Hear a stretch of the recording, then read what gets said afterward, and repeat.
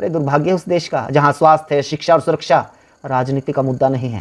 आग के हवाले कर दो ऐसी राजनीति को जो आग में झुलसे बच्चों को देखकर भी आग बबूला नहीं होती। तुम लोगों को चाहिए सिर्फ अपनी जाति, अपना धर्म और दूसरी जाति और दूसरे धर्म से नफरत। बस यही तुम लोगों की ऑक्सीजन है, यही तुम लोगों की शिक्षा, यही इलाज, यही सुविधा, यही विकास।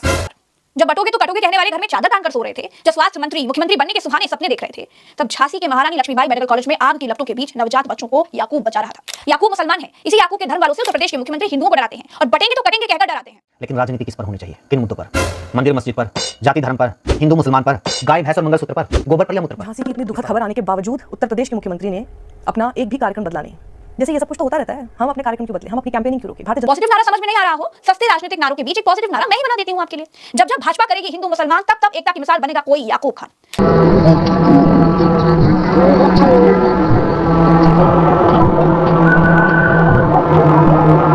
झांसी मेडिकल कॉलेज में 10 नवजात जिंदा आग के हवाले कर दिए गए। यहां कर दिए गए, पूरी बात सुनना, पता चल जाएगा किसने किए, जनता ने या सरकार ने। सुनते रहना, ये कोई हादसा नहीं है, क्योंकि हादसा वो होता है जो कभी कभार गलती से एक बार हो जाता है। लेकिन मोबाइल खोलकर गूगल पर लिख अस्पताल में बच्चों की मौत, उंगलियां दर्द करने लगेंगी, लेकिन खबरें खत्म नहीं होंगी, इतनी खबरें सामने आएंगी। रोने दो, रो रहे हैं वो लोग जिनके बच्चे गए हैं। तुम्हारे लगते भी क्या थे? वैसे भी इतने बड़े देश में इक्का दुक्का घटनाएं तो होती रहती हैं। थोड़ी देर विलाप होगा, फिर सुकून ही सुकून। ना तुम्हारा अपना कोई गया है और तुम्हारे साथ तो ऐसा कुछ होगा भी नहीं। इसलिए दूसरों की मौतों का, दूसरों के बच्चों की टेंशन कभी भी मत लेना। मरते हैं तो मरने दो, हमें चुप रहना है। ऐसे मुद्दों पर राजनीति नहीं होनी चाहिए। तो दोष किसका है?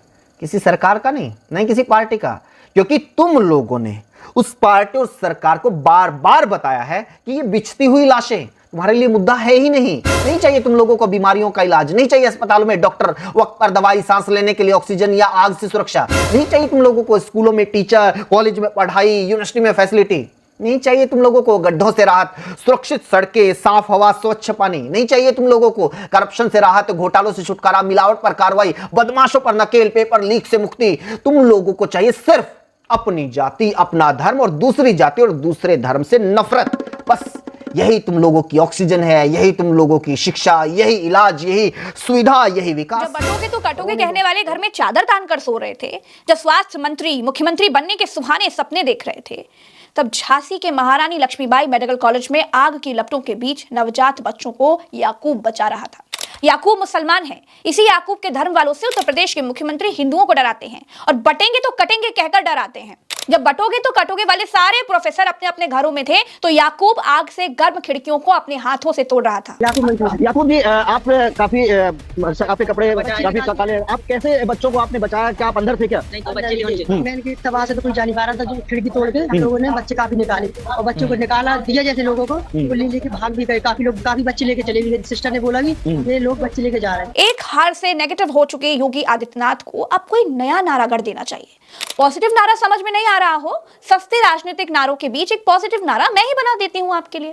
जब जब भाजपा करेगी हिंदू मुसलमान, तब तब एकता की मिसाल बनेगा कोई याकूब खान। ब्रजेश पाठक के पहुंचने से पहले चूना डाले जाने की ब्रजेश पाठक जी बड़ी निंदा कर रहे हैं। हमारे पहुंचने से पहले कोई व्यक्ति सड़क के किनारे चूना डाल रहा है, जो कि बहुत ही दुखद है। मैं इसकी निंदा करता हूं और जिलाधिकारी महोदय से कहता हूं कि ऐसे व्यक्ति को चिन्हित करें, जिसने चूना डलवाया उसके खिलाफ से कड़ी कार्रवाई करें।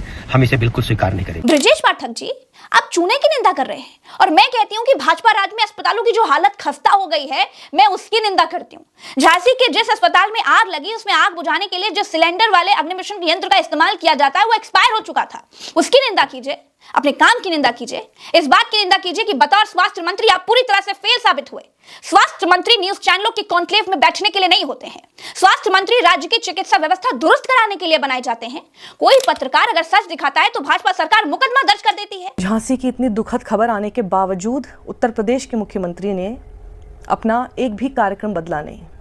जैसे ये सब कुछ तो होता रहता है, हम अपने कार्यक्रम क्यों बदले, हम अपनी कैंपेनिंग क्यों रोके? भारतीय जनता पार्टी की तरफ से सुबह से लेकर अभी तक योगी आदित्यनाथ की सिर्फ और सिर्फ कैंपेनिंग की तस्वीरें आपको दिख जाएंगी और देखकर आपको शर्म आएगी कि उत्तर प्रदेश के मुख्यमंत्री हैं ये, जिनको इतना सा भी फर्क नहीं पड़ा कि छोटे छोटे नवजात अभी अभी पैदा हुए बच्चे जलकर तड़प कर मर गए। ना उनके परिवार की कोई गलती, ना उनकी कोई गलती, लेकिन वो सब मर गए और उत्तर प्रदेश के मुख्यमंत्री सुबह से लेकर अब तक या तो कानपुर में देखिए रोड शो कर रहे हैं, ट्रेड फेयर अटेंड कर रहे हैं, इनको कोई फर्क नहीं पड़ा। कोई शख्स जो कि उत्तर प्रदेश का मुख्यमंत्री तो है ही, लेकिन साथ ही अपने नाम के आगे योगी भी लगाते हैं, वो इतने संवेदनहीन कैसे हो सकते हैं, ये मेरी समझ से बिल्कुल परे है। आग में 56 बच्चे फंसे हुए थे, 10 नवजात बच्चे जिंदा जल गए, 39 बच्चों को बचाया गया।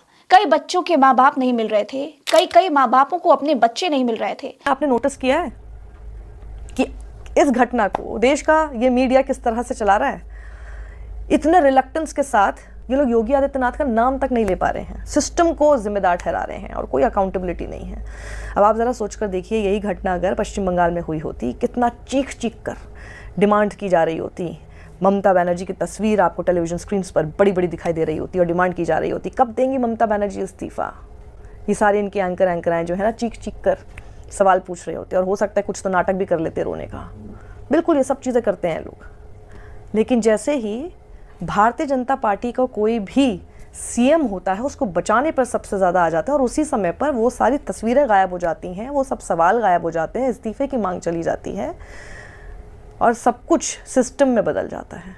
इन्हें कोई फ़र्क नहीं पड़ा। सुबह से लेकर अब तक सिर्फ इनकी रैलियों पे रैलियां दिखाई दे रही हैं, सिर्फ इनकी कैंपेनिंग दिखाई दे रही है, हाथ हिलाते हुए नजर आ रहे हैं, चेहरे पर मुस्कुराहट है, ट्रेड फेयर अटेंड कर रहे हैं। क्या इनको जाना नहीं चाहिए था सबसे पहले झांसी? सबसे पहले जाकर परिवार से जाकर मिलते, उनको सांत्वना देते, जिसकी गलती है वो पहले देखते, पिन पॉइंट करते और उसके खिलाफ कोई एक्शन लेते। क्या किया आपने? इतना सब कुछ हो रहा था, चारों तरफ चीख पुकार मची हुई थी, माँ बाप बच्चों को पहचान नहीं पा रहे थे।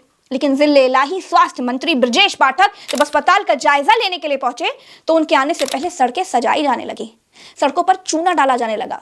ऐसा लग ही नहीं रहा था कि इतना बड़ा हादसा हुआ है।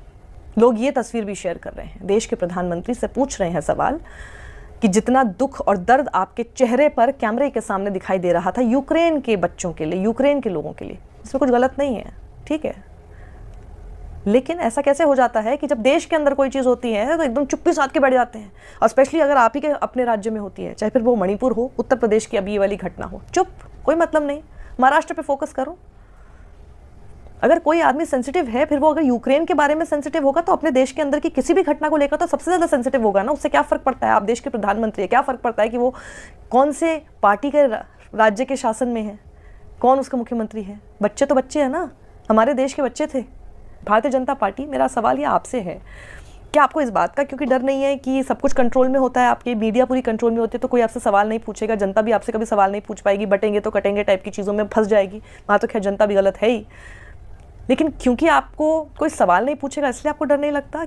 अरे कभी तो इलेक्शन से हटकर, राजनीति से हटकर, अपनी नेतागिरी से हटकर कुछ तो सोचो, इंसान कभी तो बनो। दोस्तों, 2014 के भाजपा राज शुरू होने के बाद से नफरती माहौल देश में भयंकर फैला दिया गया, और अब चुनाव दर चुनाव बीजेपी जहर को और तेज करने की कोशिश कर रही है। लेकिन हिंदुस्तान की हवा में मोहब्बत है, हिंदुस्तान की तासीर में आज भी एकता है। इसे जब अंग्रेज इस एकता को नहीं तोड़ पाए, जब आक्रमणकारी इस एकता को नहीं तोड़ पाए, 10-15 साल वोट के जरिए चुनकर राज करने वाले इन लोग कैसे तोड़ पाएंगे? जनता से ये बोलना चाहती हूँ, बटेंगे तो कटेंगे जैसे नारों में जब आप घुस जाएंगे और उसको मानने लगेंगे तो बच्चे तो फिर जलेंगे, और इसी तरह से जवाबदेही नहीं होगी और बच्चे जलने के बावजूद आपके मुख्यमंत्री इसी तरह से रैलियां करते रहेंगे बेधड़क, बिना किसी डर के। आप सोचिए, सोचना आपको है। सत्यमेव जयते।